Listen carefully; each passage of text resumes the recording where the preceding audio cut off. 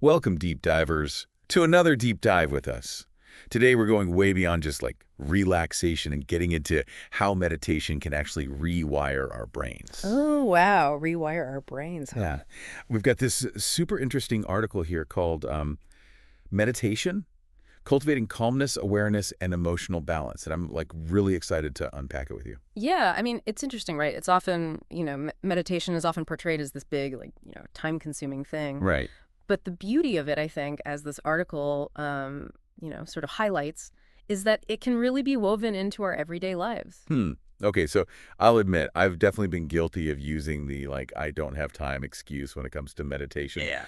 But the article's comparison to drinking water, like, it's essential, and you can find moments throughout your day that really stuck with me. Yeah. So is it really as simple as swapping out, say, 5 minutes of scrolling on my phone for 5 minutes of, mindful breathing?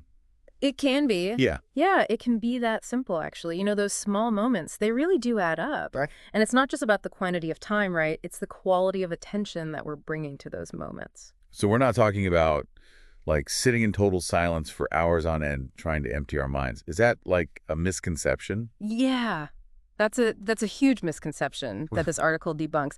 More helpful way to think about it, I think, is like training your mind like you would train your body at the gym, right? Oh. We're not aiming for a blank slate, but building mental strength and flexibility. I like that analogy, the mental gym. Yeah. So what kind of mental muscles are we working on here when we talk about meditation? Yeah, so the article really focuses on three core areas: self-awareness, non-reactivity, and compassion. Okay, those are big ones. Yeah. I think I understand self-awareness, like being more in tune with our emotions and how we're feeling. Right. But can you break down non-reactivity for me? What does that actually look like in practice? Sure. So imagine, someone cuts you off in traffic, right? Yeah, I've been there. And your immediate reaction, right, might be anger Yeah. or frustration. Uh, So non-reactivity is about creating a space between that trigger, the person cutting you off, and your response. okay. It's about pausing, taking a breath, and then choosing how you want to respond, rather than just like knee-jerk reacting impulsively.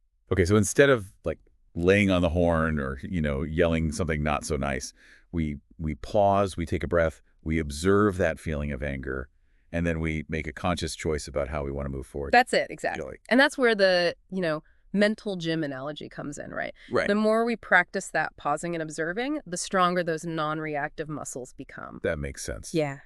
This leads to something else I found really fascinating in this article. This whole concept that our past experiences, our conditioning, can actually shape how we react in the present moment. Oh, for sure. Can you elaborate on that a little bit? Yeah, so every experience we have, it leaves a little imprint on our neural pathways. Yeah. Essentially, our brains are kind of wired to react in ways that have been successful for us in the past, even if those reactions aren't really serving us well anymore. Interesting. Yeah. So if anger has been our go-to response in the past, we're more likely to react with anger again in similar situations, even if logically we know it's not the most constructive approach. Exactly. That's the idea. Okay. But here's the good news.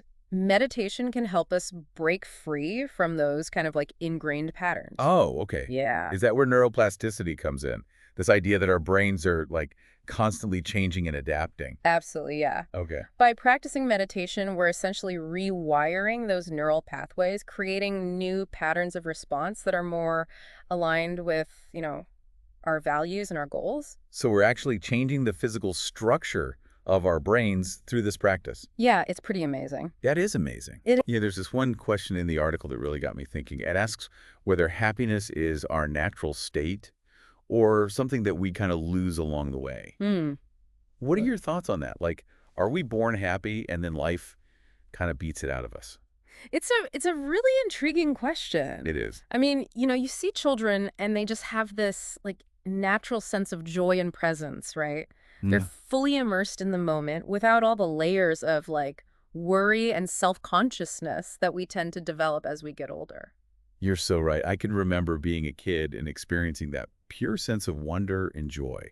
Like everything was new and exciting. Yeah. But then, like you said, life happens, right? We start comparing ourselves to others. We get caught up in all these societal expectations, and we lose touch with that inner peace. It's true. It's almost like society conditions us to be unhappy. Hmm.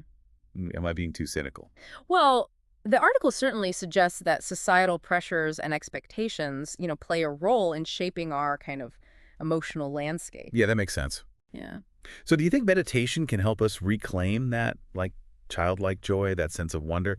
I mean, not that we can just erase all of life's challenges, but maybe it can help us approach life with a little more, lightness and resilience. I think, it's certainly possible. The article highlights a lot of real life examples of how meditation has helped people find greater peace and contentment, even in the midst of, some pretty difficult situations. Like that story about the person who meditated on their commute and then had, like, incredible clarity at work. I mean, Yeah. talk about maximizing your time.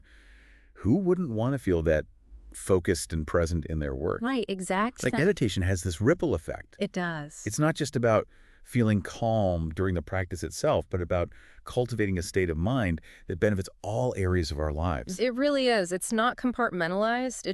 It sort of flows into everything else. That's a perfect segue to another example from the article that really resonated with me, the train station scenario. Mm. Have you ever been stuck at a train station when there's like a huge delay? Oh, yeah, for sure. It's like this collective energy of stress and frustration. Everyone's pacing around, checking their Yeah, phone. you can just feel the tension in the air. Exactly. Yeah, yeah. But the article makes this, like, really crucial point. It's not the situation itself that's causing the stress, it's our reaction to it. Mm, that's so true. Right. Yeah. So instead of getting swept up in that, collective frenzy of frustration, someone practicing mindfulness might be able to observe those feelings of stress without getting completely hijacked by them. Yeah, absolutely. Like they might use their breath as an anchor, bringing their attention back to the present moment instead of getting lost in those anxious thoughts about, oh no, I'm going to be late, or what if I miss my connection? Right. That's the key, that present moment awareness. That's such a powerful shift in perspective. What did you say? I think so, yeah. Like instead of being at the mercy of our emotions, we're learning to observe them, understand them, and choose how we want to respond. We're taking back control. Exactly. And that brings us to another key theme that we're going to explore, emotional regulation. Yeah, that's a big one. It's so easy to fall into those unhealthy coping mechanisms when we're feeling stressed or overwhelmed, right? Mhm.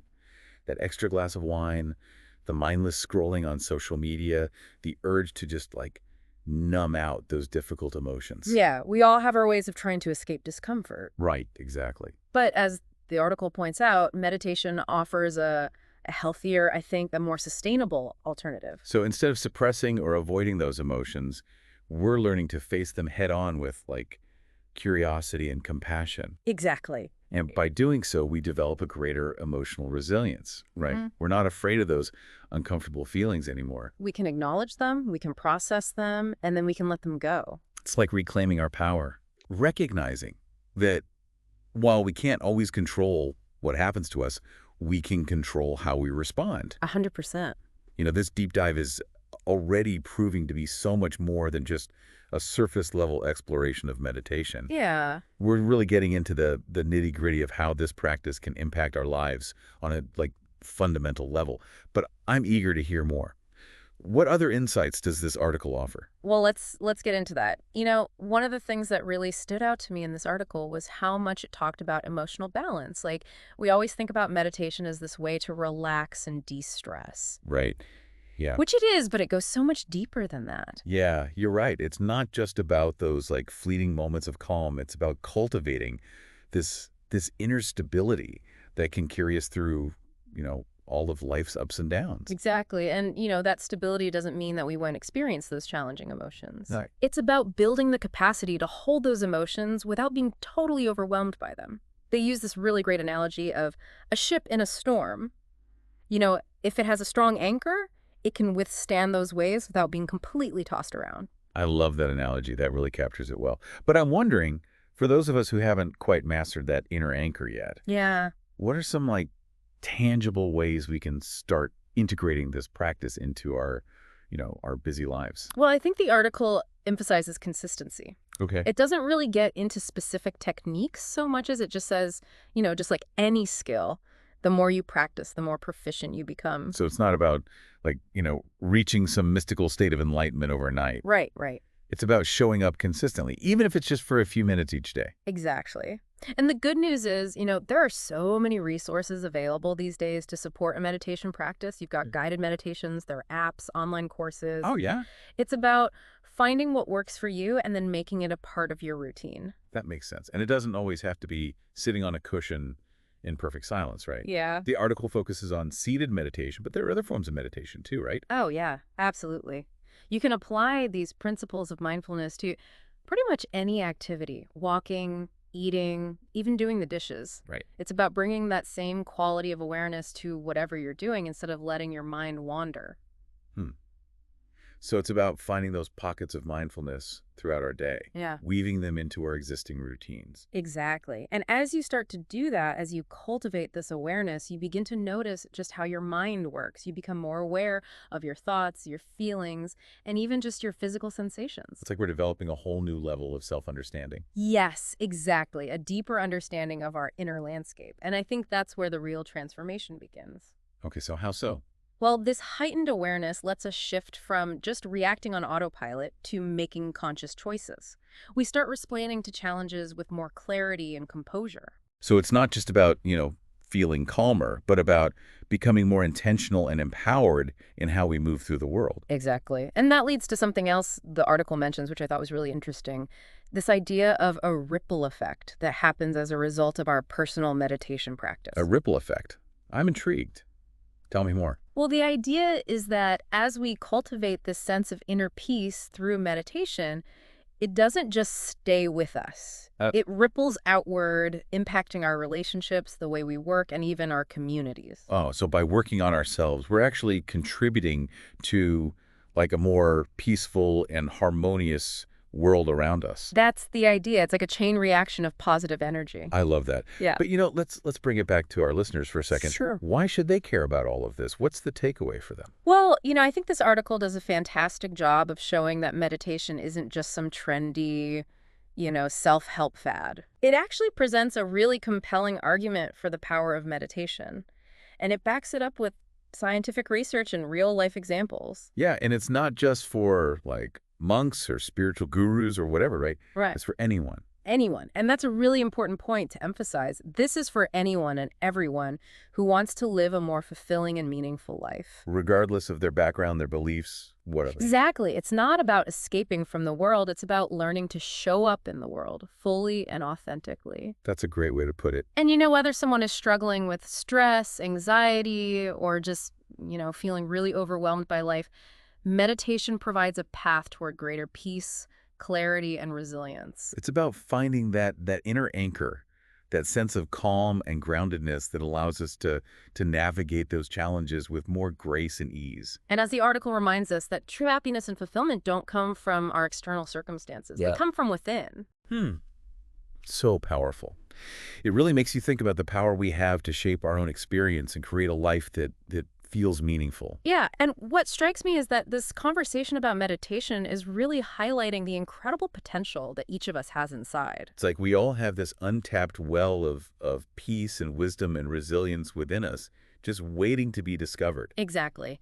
And if meditation can help us rewire our brains in positive ways, it makes you wonder what other possibilities might be out there. Wow, now that's a thought-provoking question to leave our listeners with. It's an invitation to keep exploring, to keep pushing the boundaries of what we think is possible. It is. It's an invitation to embark on a journey of self-discovery and to recognize that the potential for transformation is always there. Beautifully said. On that inspiring note, I think we've covered a lot of ground today.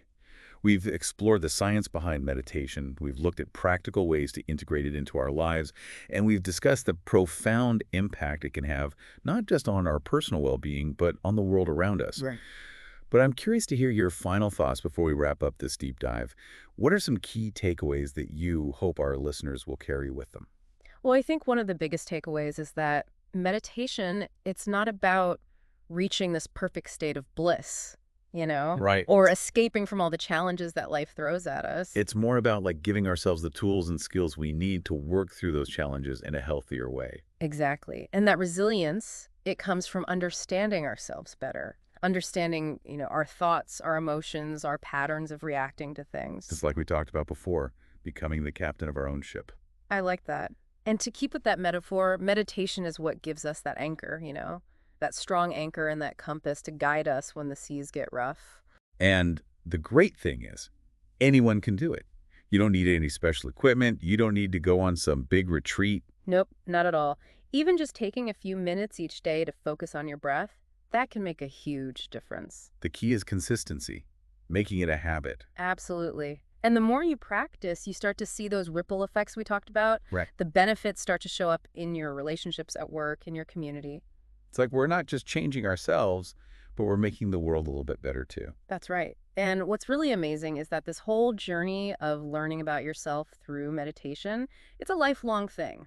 There's always something new to discover. So to our listeners out there, I hope this deep dive has made you curious about meditation and maybe even a little excited to give it a try. If you're feeling drawn to it, just start small, be patient with yourself, and most importantly, enjoy the process. Beautifully said.